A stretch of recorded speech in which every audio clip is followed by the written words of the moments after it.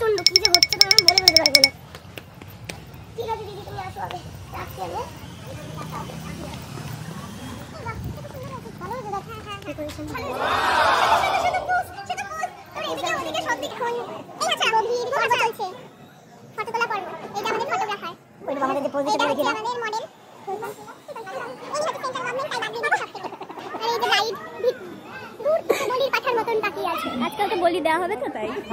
সবশেষে কিছু না পেরে এইভাবে জল ঢেলে আমার মাথা ঠান্ডা করা হচ্ছিল।